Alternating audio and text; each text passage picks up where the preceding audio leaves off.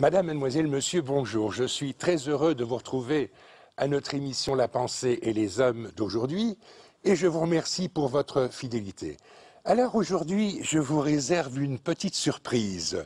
J'ai invité un prêtre à nous parler de politique.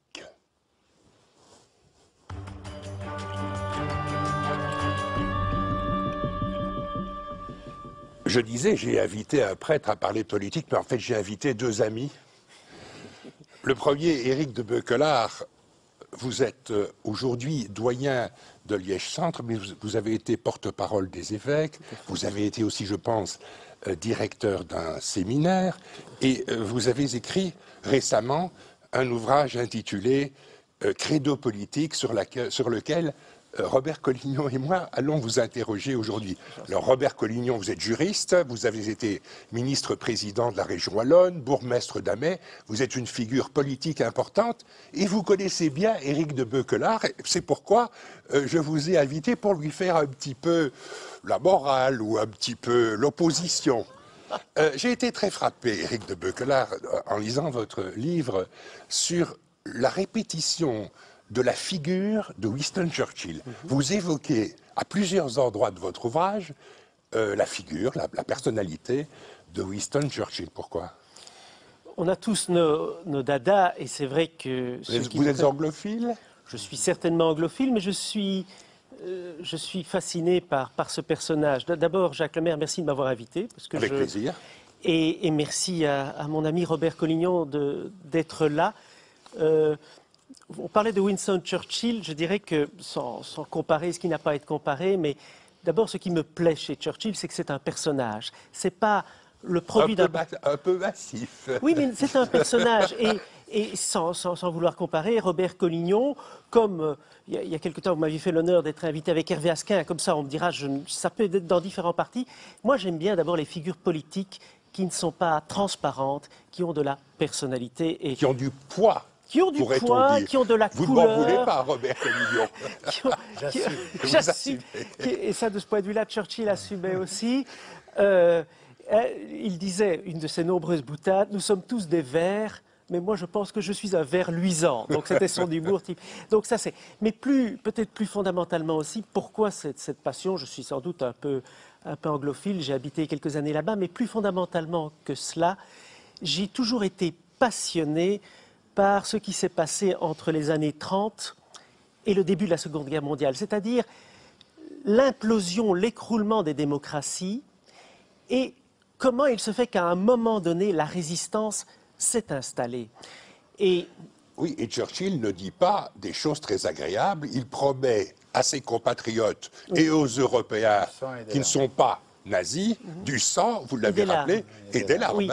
Et donc, ce qui m'impressionne, et aujourd'hui, alors que les recherches historiques ont accès à toutes les archives secrètes de l'époque, parce que même Winston Churchill, dans ses mémoires, a un peu couvert la couronne. Il dit, en 40, en Angleterre, enfin en Grande-Bretagne, il n'a jamais été question de négocier. Aujourd'hui, on sait que ce n'est pas vrai, qu'il était très seul, que beaucoup de personnes, et non des moindres, Halifax, qui était comme ministre, pensait que via l'Italie, la seule porte de sortie vivable, pour des raisons d'État, pas par sympathie pour Hitler, c'était de signer une paix, puisqu'Hitler n'en voulait pas à l'Empire.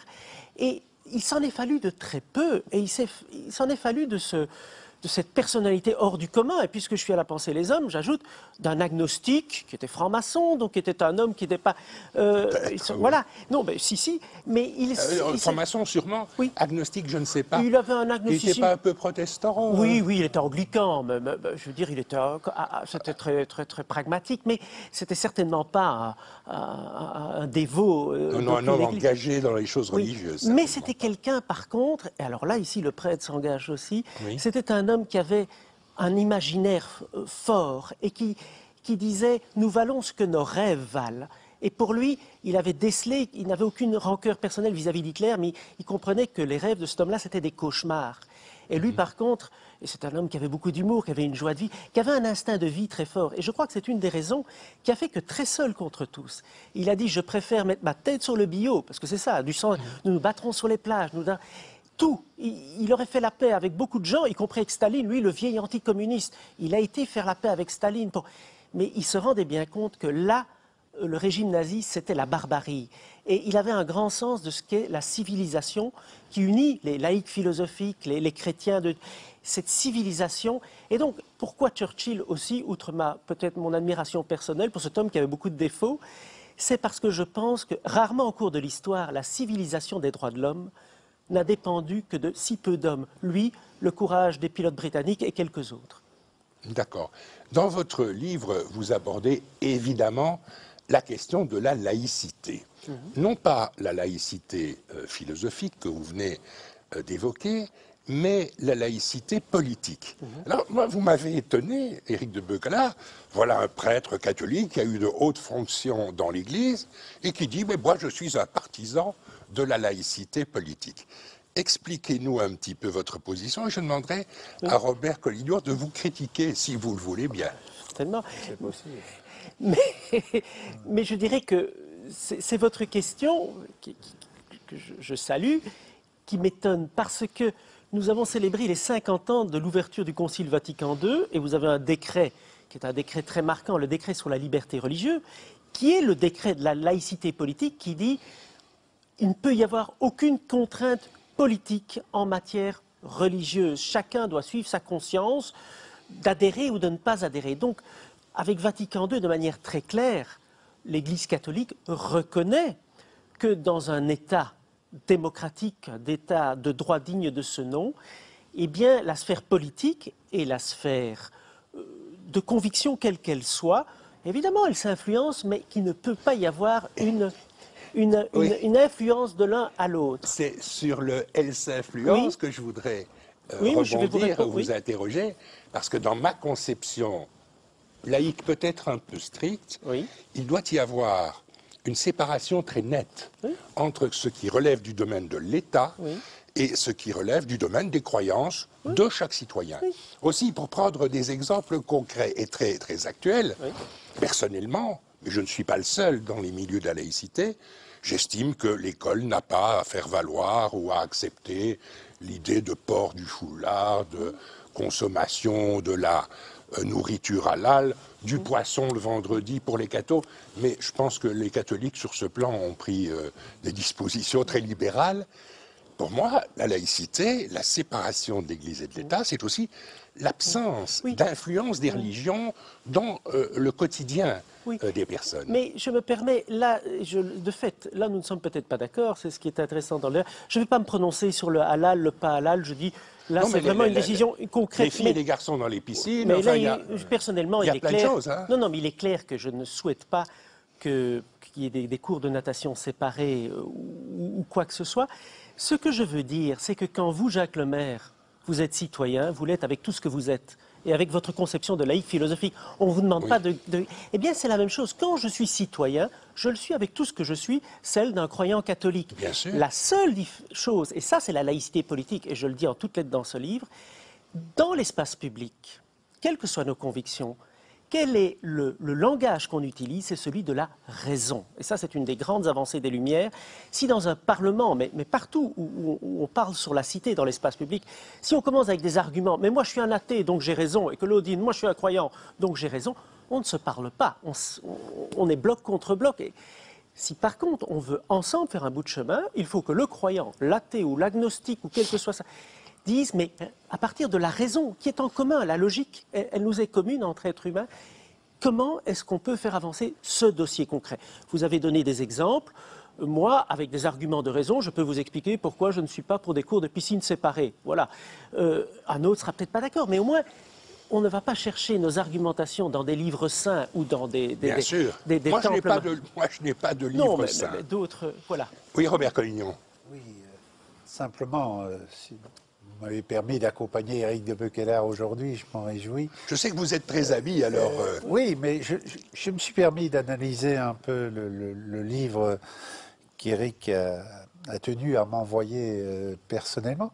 Je voudrais dire par rapport au départ, et vous avez raison d'évoquer la personnalité de Winston Churchill, c'est très important, parce que quand il parle de son credo politique, c'est essentiel. Winston Churchill a eu raison pratiquement tout seul. Et on peut se poser la question, lorsqu'on vit en démocratie, peut-on avoir raison lorsqu'on est seul ou en tout cas isolé parmi la majorité. C'est une réalité à laquelle Winston Churchill a été confronté. Et la date du 10 mai 1940 est très importante. Et je crois qu'au-delà, par rapport à cet homme qui a eu raison, qui a combattu le nazisme et qui a entraîné non seulement son pays, mais une coalition avec les Américains contre le nazisme, il faut vous dire qu'au lendemain de la guerre, pratiquement des élections interviennent au Royaume-Uni et il perd ses élections. Donc l'homme qui sauve la démocratie, qui sauve son pays, qui sauve l'Europe du nazisme. Qui sauve l'Europe du nazisme, qui donne les fondements de l'Europe qui va intervenir dans les traités qui interviendront à Rome, se retrouve désavoué par sa population. Je crois que c'est un exemple qu'au point de vue politique, à la fois, il faut tenir compte de l'ingratitude, mais aussi de la personnalité que peut constituer un homme d'État par rapport à d'autres. Maintenant, je voudrais revenir sur le problème que vous avez évoqué de la laïcité qui nous éloigne probablement de Winston Churchill, mais on pourra revenir tout à l'heure sur les fondements de la politique et de l'homme politique aujourd'hui par rapport probablement à cette période qu'a étudiée Éric entre 1930 et 1940. Vous savez qu'il y a un débat pour le moment de savoir est-ce qu'il faut inscrire la laïcité dans la Constitution. Je crois que c'est un débat extrêmement utile, Robert Collier. Moi, ça me paraît pertinent. Ça vous paraît pertinent, oui. Et je le dis franchement à Éric, comme je le dirais à tout ami protestant, musulman ou israélite. Il n'y a aucune crainte pour les religions à ce qu'on inscrive la laïcité dans la Constitution. C'est la première chose. Inscrire la laïcité, c'est le respect de l'autre. Et je crois qu'à ce niveau, le problème m'apparaît mal posé au niveau notamment du débat qui a eu lieu récemment, plus particulièrement entre M. Delperré et Olivier Maguin. Oui, d'accord, mais c'est le fait aussi de confiner les croyances et les usages liés aux croyances au domaine privé. Et je voudrais revenir sur un élément qui est relatif au concept de laïcité politique. Que faire des cours de biologie où l'on enseigne soit la théorie évolutionniste, soit la théorie créationniste? Nous savons que dans certaines religions, on est attaché vraiment très fortement à la théorie créationniste. Vous allez dire que les catholiques, eux, acceptent l'évolutionnisme. Là, je suis très... Et c'est dans le prolongement de ce que j'ai dit. Une religion ou une irreligion, c'est une conviction intérieure. Quelqu'un qui dit « je ne crois pas en Dieu », il ne peut pas le prouver, mais c'est une intuition à partir de ce qu'il voit, évidemment, et de sa réflexion. Quelqu'un qui dit « je ne sais pas », il dit « bon ». Quelqu'un qui dit « je suis croyant », c'est pas des choses que l'on peut prouver. Ça, c'est ce qu'on appelle transrationnel. Et à partir de là, très bien. Mais par contre, une religion ou une non-religion ne peut jamais être irrationnelle. À partir du moment où des scientifiques... J'aime vous l'entendre dire. Mais écoutez, je l'affirme, j'ai souvent des débats avec des amis d'autres. C'est vrai que dans l'Église catholique, on a moins ce problème-là parce qu'on a cette tradition philosophique et rationnelle, mais on ne peut jamais aller à l'encontre de la raison. Et quand je m'adresse à un croyant d'une autre religion, que ce soit un protestant évangélique qui, lui, le créationnisme ou certains musulmans, je leur dis toujours, mais écoute, tu es croyant en Dieu comme moi, si Dieu nous a créés avec une intelligence, c'est quand même pour qu'on s'en serve. Pour la faire fonctionner. Mais alors, moi, je ne comprends plus le Créateur s'il nous a donné un cerveau. Et s'il y a des gens plus intelligents que moi dans ce domaine-là, en tout cas, qui ont consacré une vie et qui peuvent nous démontrer que... Et c'est pas parce qu'il y a un bouquin, si vénérable soit-il, qui a été écrit il y a des centaines d'années, qui dit autre chose, mais dans une perspective spirituelle, pas dans une perspective biologique, que tu vas faire contredire. Donc, que tu vas faire contredire ce que des scientifiques disent aujourd'hui. Je pense qu'on ne peut jamais, et je me suis toujours, et avec certains grands noms de la laïcité philosophique en Belgique, je me suis toujours opposé à toute forme de créationnisme qui mélange la science et la religion. Et ça, je peux dire, c'est un point de vue en tout cas que les catholiques partagent, parce que si je commence à aller à l'encontre de ma raison dans ce domaine-là, mais si demain mon livre saint me dit tu massacreras l'autre, je ne vais plus utiliser Oui, ma raison. votre livre saint ne le dit pas. Non, non, non. Mais il se pourrait que d'autres Oui, livres mais saints le disent. je pense qu'aucun livre saint, quand il est bien lu, je parle des grandes religions, ne va dire. Il y a des expériences, même dans la Bible, il y a parfois des textes historiquement liés. Dieu, il n'est pas tendre dans la Bible. Si Dieu. on, Oh là là. si on lit les Écritures saintes sans critique historique, sans interprétation juste, sans distance sans critique. distance, sans herméneutique, c'est comme lire un bottin téléphonique, l'apprendre par cœur et dire je connais les personnes dont on parle. C'est pas une connaissance. Mais donc pour revenir à votre question, la science, c'est la science. La foi ou la non-foi, c'est un autre domaine. Je dis souvent, c'est un cliché. C'est un cliché. La science, c'est comment ça fonctionne. La foi, c'est pourquoi ça fonctionne. Voilà, pourquoi il en est ainsi. Ce sont deux domaines différents, c'est deux approches complémentaires, mais surtout à ne pas mélanger. Et je termine par une petite truc. L'abbé Lemaître, qui était l'homme du Big Bang, était reçu chez Pie XII. Et Pie XII lui disait, mais père, est-ce que votre Big Bang, c'est la création telle qu'on l'a... Et l'abbé Lemaître a dit, Saint-Père, surtout ne dites pas ça, c'est deux domaines différents, parce que, admettons, qu'est-ce qu'il y avait avant le Big Bang si on commence à jouer? Donc, la création, c'est un concept théologique de dire que pour un chrétien, Dieu est à la source et à l'origine. Le Big Bang, c'est un concept scientifique, ne mélangeons pas les deux. Et Pie XII a compris 5 sur 5, il n'en a jamais parlé. Quand je regarde votre livre, et notamment les titres des chapitres, chaque titre commence par credo. Je crois que. Vous êtes un homme de foi, Éric de Beuquelard. Vous croyez à toutes sortes de choses, à notamment la laïcité politique.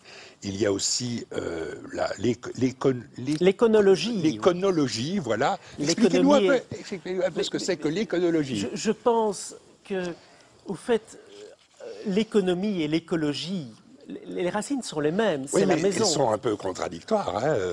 Je pense que si vraiment on gère la vie économique comme on doit la gérer, elle est au service aussi de l'écologie. Parce qu'aujourd'hui, un des grands problèmes dans cette économie mondialisée, c'est qu'on traite l'eau et l'air comme si c'était des ressources infinies et gratuites. Ce ne le sont pas. Ce sont des capitaux non renouvelables. Donc si, en termes économiques, on intégrait le coût de l'air, de l'eau, de la terre et de toutes les ressources comme des capitaux non renouvelables, ce qui serait moins polluant coûterait moins cher automatiquement que ce qui est plus polluant. Mais cela n'est possible que si on a une entité mondialisée qui règle l'économie. Tant que vous n'avez pas un arbitre du jeu économique qui met quelques règles. On est loin du compte. On est très loin du compte. Et ceux qui me feront le plaisir de lire le livre, parce que je signale simplement que ça, on peut ne pas aimer l'Église catholique ou avoir des comptes à régler. Ça fait 50 ans que dans son enseignement sur la vie, sur la doctrine sociale, l'Église dit nous sommes un monde mondialisé, il faudrait quand même quelque part un arbitre du jeu économique et tout à fait neutre et laïque. Mais ce ne sera pas le pape alors le non, surtout pas, surtout pas. Mais je reviens à ce que vous disiez, credo, pourquoi? Et là, je voudrais quand même que mon ami Robert, qui a une longue carrière politique derrière lui, je pense que l'Europe, après la Seconde Guerre mondiale, comment s'est-elle bâtie aussi sur un credo non dit qui était le plus jamais ça. Quand on voit Helmut Kohl et François Mitterrand main dans la main, ils sont porteurs de ce plus jamais ça. La génération qui a connu cela, elle est en train de passer. Aujourd'hui, les Merkel, les Cameron, les Hollande ne connaissent ça que par les livres d'histoire. Et donc, mon souci, c'est de dire aujourd'hui, entre croyants, laïcs et autres, comment allons-nous continuer? Parce que s'il n'y a pas une forme de credo en la démocratie, dans les droits de l'homme, entre croyants, agnostiques et athées, si on n'a pas un socle commun, comment allons-nous le bâtir? Et ça, c'est vraiment une question qui m'anime de fait dans ce livre. Et je ne sais pas... Voilà, Robert Colliot, vous êtes interpellé là. C'est moi qui suis interpellé. Il est évident que au lendemain de la guerre 40-45, c'est vrai que les hommes politiques étaient dominés par le fait d'essayer de retrouver une paix. Et si le prix Nobel a été décerné à l'Union européenne, c'est probablement pour avoir garanti plusieurs décennies de paix. Mais il est évident que le problème évolue. Et il évolue grandement. Lorsqu'il y a eu le traité de Rome, ils étaient 6 pays. 6 pays qui étaient directement concernés par la Deuxième Guerre mondiale. Et vous aviez à l'époque l'Allemagne de l'Ouest, la France, l'Italie.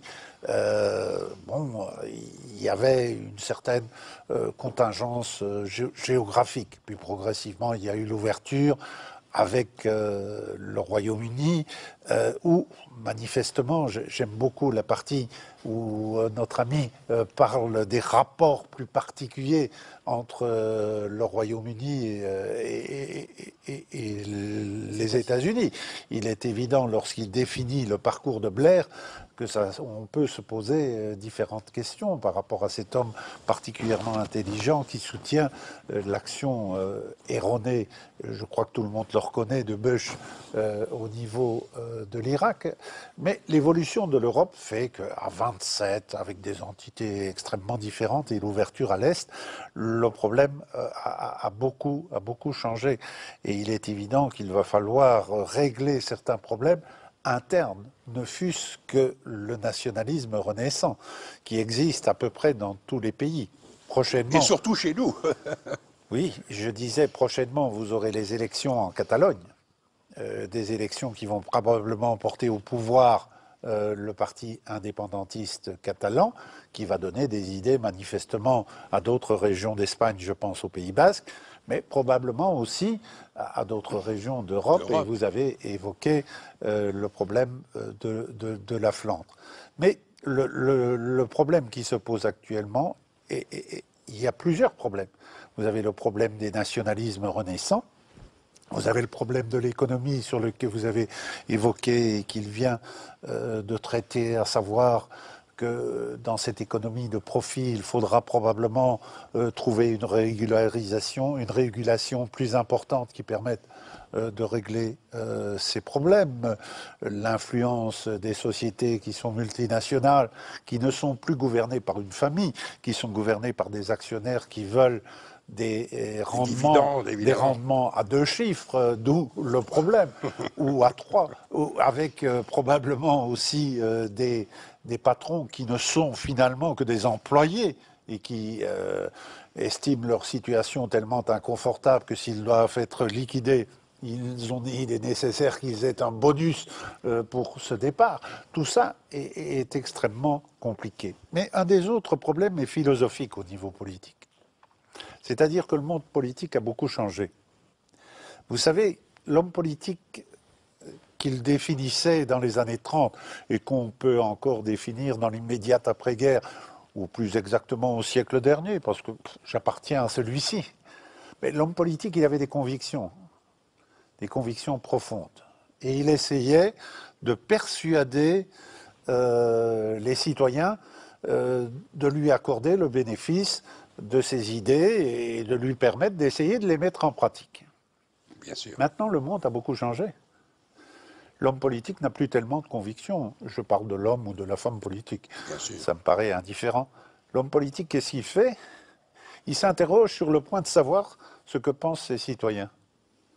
Et si les citoyens pensent de telle manière, il va nécessairement tendre vers cette manière. Elle est dans ce sens-là. Et pour revenir à Churchill, si Churchill avait pensé comme ça, je crois que la situation aurait été différente et l'issue de la Deuxième Guerre mondiale aurait probablement été moins profitable à la démocratie. Ça, c'est un élément que je retire du livre d'Éric de Beuquelaert, cette réflexion pertinente sur cette évolution qu'il conviendra un moment de maîtriser sur ces 3 points que je viens d'évoquer. Je vais vous poser une question, Robert Collignon. À la fin de son livre, Éric de Beuquelaert dit « Au fond, j'aurais pu prendre la voie politique, mais j'ai préféré la voie sacerdotale. » Je vais lui poser la question aussi à lui.